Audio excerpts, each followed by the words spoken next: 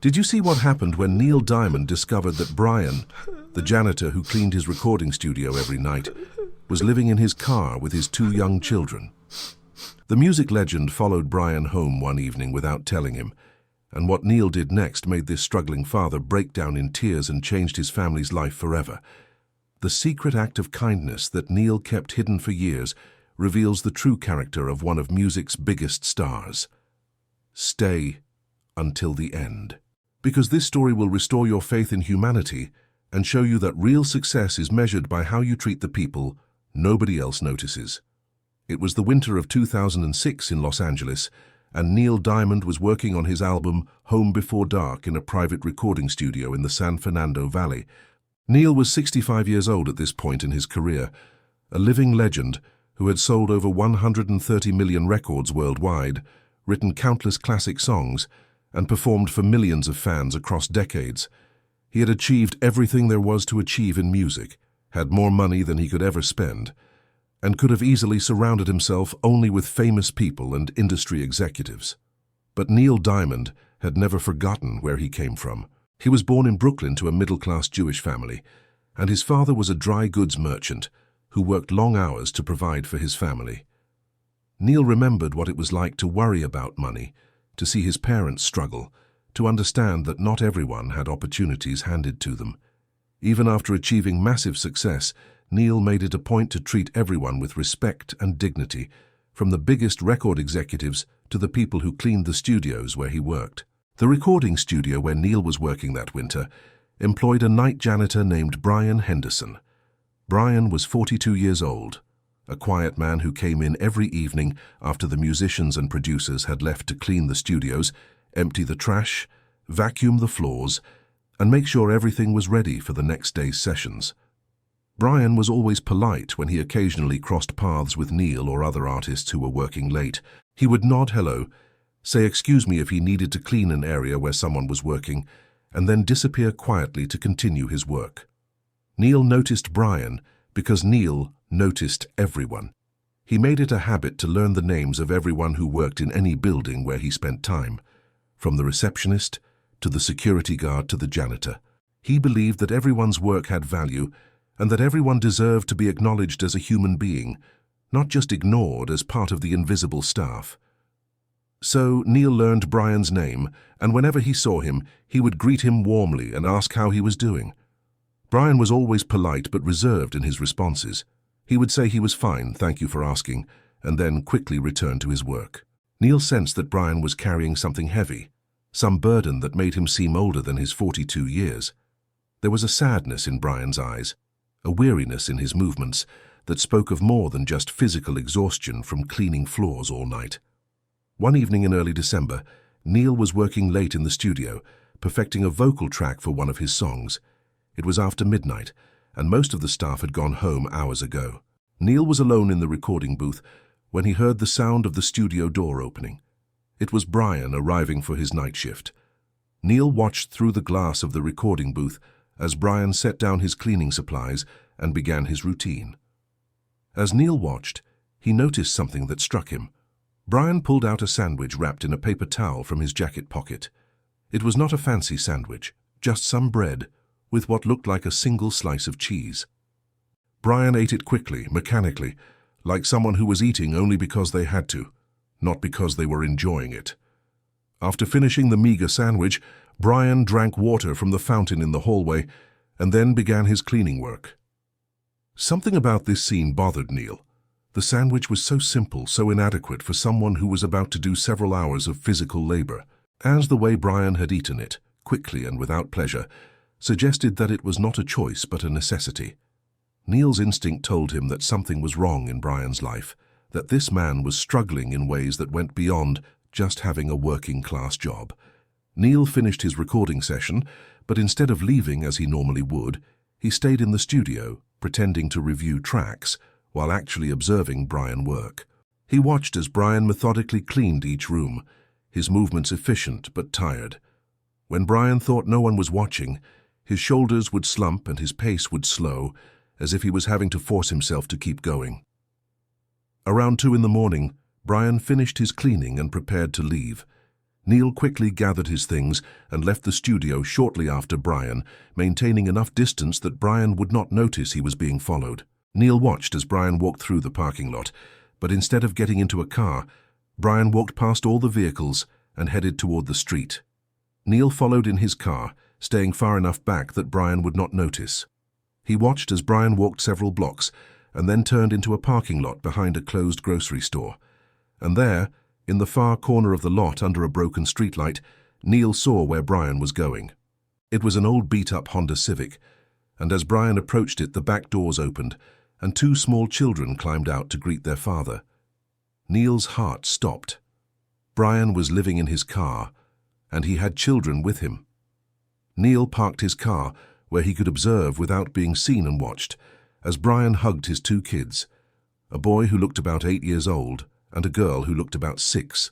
The children were wrapped in blankets, and even from a distance Neil could see their breath in the cold December air. Brian reached into his jacket and pulled out something, probably the other half of his sandwich, and gave it to the children to share.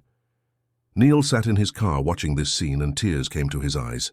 Here was a man who worked hard every night, who cleaned studios where millionaires recorded music, who was so poor that he was living in a car with his children, splitting a cheese sandwich for dinner. And no one knew, no one saw. Brian came to work every night, did his job quietly and competently, and then returned to a car in a parking lot where his children were waiting. What would you do if you discovered that someone you saw every day was secretly living in desperate poverty? Would you help them, or would you look away because it is uncomfortable? Leave your answer in the comments and tell us how you would respond to this situation. Neil drove home that night unable to sleep.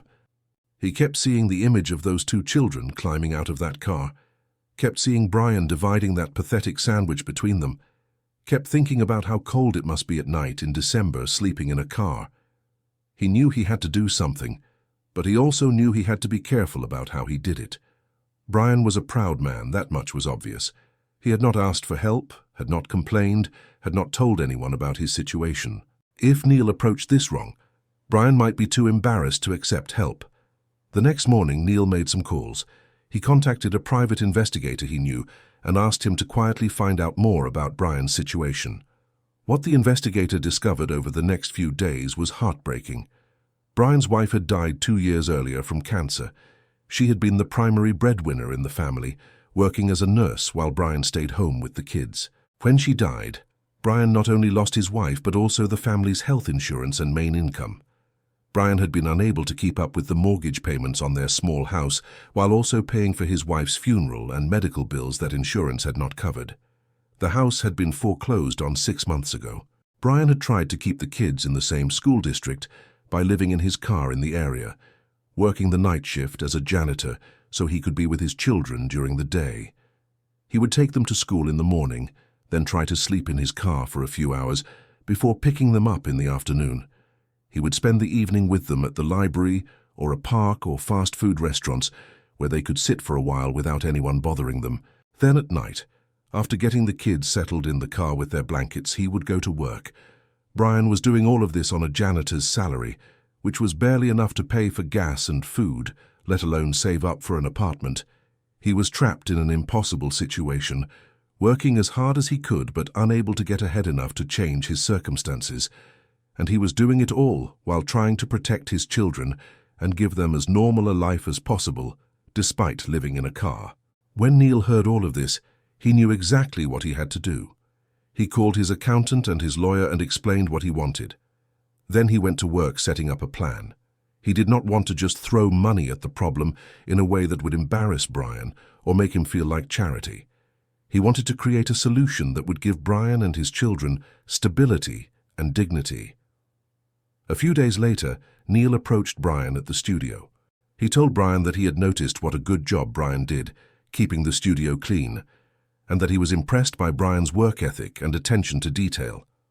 He said that he was looking for someone to manage the maintenance of a property he owned, a small apartment building in the valley. The job would include a free apartment for Brian and his family, plus a salary increase from what he was making as a night janitor. Would Brian be interested? Brian's face went through a series of expressions: confusion, hope, disbelief. He asked Neil why he was offering this to him, if he had done something wrong at the studio. Neil assured him he had done nothing wrong, that this was simply an opportunity that had come up, and Neil thought Brian would be perfect for it. The property manager job was real, Neil explained. There would be actual work involved maintaining the building. It was not just a handout. Brian's eyes filled with tears. He asked Neil to wait a moment, and then he walked to a corner of the studio where Neil could not see him. When he came back a few minutes later, his eyes were red, and he was visibly struggling to maintain his composure. He told Neil that he would be honored to accept the job, and then, his voice breaking, he said something that Neil would never forget. He said that he did not know how Neil knew about his situation, but that God must have sent Neil as an answer to the prayers he had been praying every night for his children. Brian asked if he could start the new job immediately, and Neil said absolutely. He gave Brian the address of the apartment building and told him to go there right away, that the apartment was ready and waiting. Brian could barely speak. He shook Neil's hand with both of his hands, thanking him over and over. Then he left the studio, almost running to get to his car where his children were waiting with the news that would change their lives. Neil followed at a distance one more time, wanting to see the moment when Brian told his children. He watched from his car as Brian opened the door of the Honda and gathered his two kids in his arms. He saw Brian talking to them, saw the children's faces change from confusion to disbelief to joy. He saw all three of them crying and hugging, and he saw the little girl, who could not have been more than 6 years old, put her small hands on her father's face as if to make sure he was real, and this was really happening. That night, Brian and his children moved into their new apartment. It was a simple 2-bedroom apartment, nothing fancy, but after living in a car for 6 months, it was a palace. The apartment came furnished with beds, a couch, a television, a fully equipped kitchen. Neil had made sure that the refrigerator and pantry were stocked with food. There were new clothes in the closets for both children.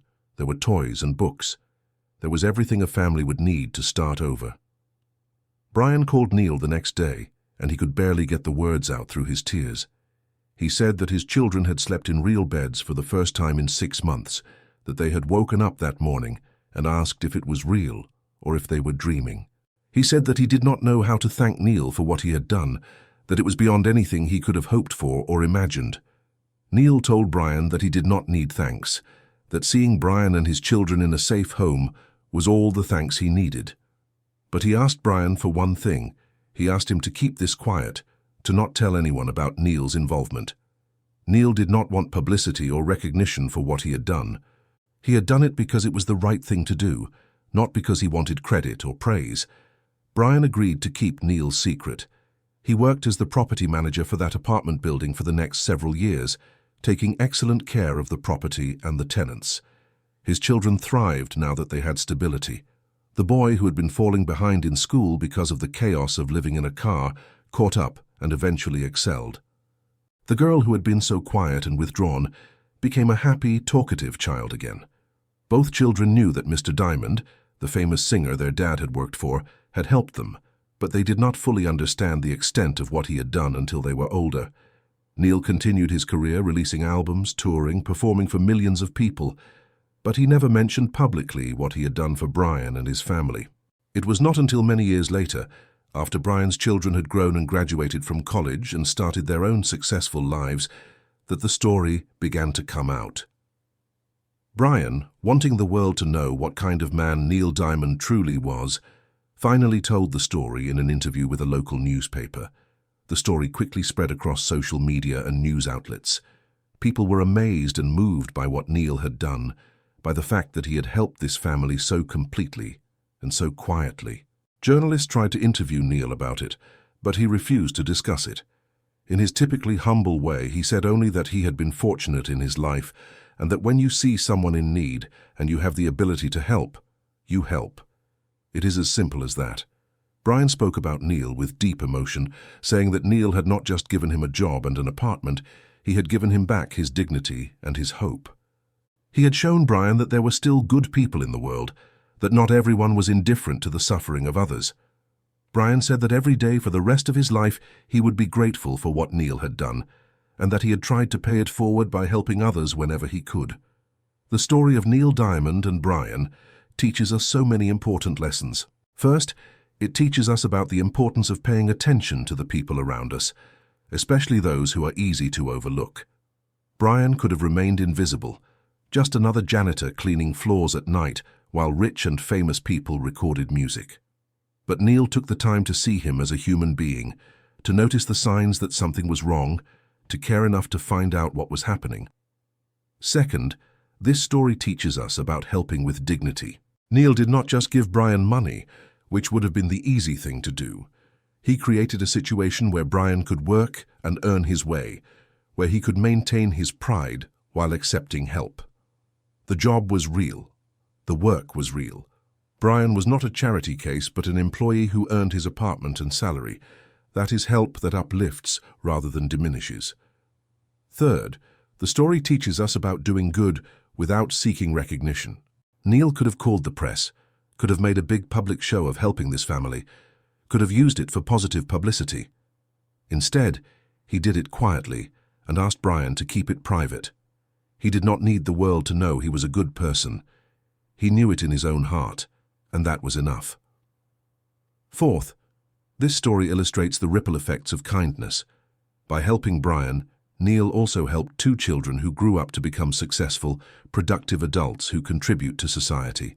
Those children will tell their children about what Mr. Diamond did for their father, and the example of generosity and compassion will continue through generations. Fifth, the story teaches us that wealth and fame mean nothing if you do not use them to make a positive difference. Neil Diamond had achieved every material success possible, but what made him truly successful was his willingness to use his resources to help someone in desperate need. That is real success, the kind that matters beyond record sales and awards. The story also reminds us not to judge people by their circumstances. When Neil saw Brian eating that simple sandwich, he did not assume Brian was lazy or had made bad choices. He recognized that life is complicated, that circumstances can overwhelm good people through no fault of their own. Brian was working as hard as he could, but the combination of his wife's death, medical bills, and lost income had put him in an impossible situation. He needed help, not judgment. Neil Diamond's action shows us that real change requires more than good intentions. It requires action, commitment, follow-through. Neil did not just feel bad for Brian and then go on with his life. He took concrete steps to change Brian's situation, and he created a sustainable solution that would last, not just a one-time gift. The story illustrates the importance of discretion in giving. By keeping his help private, Neil protected Brian from embarrassment and gossip. Some people would have questioned whether Brian deserved help or would have judged him for living in a car with his children. Neil's quiet approach allowed Brian to accept help without public scrutiny. This story also teaches us that you do not have to be rich or famous to help others. While Neil had significant resources at his disposal, the principle applies at any level. If you see someone struggling and you have the ability to help in any way, even small ways, you help.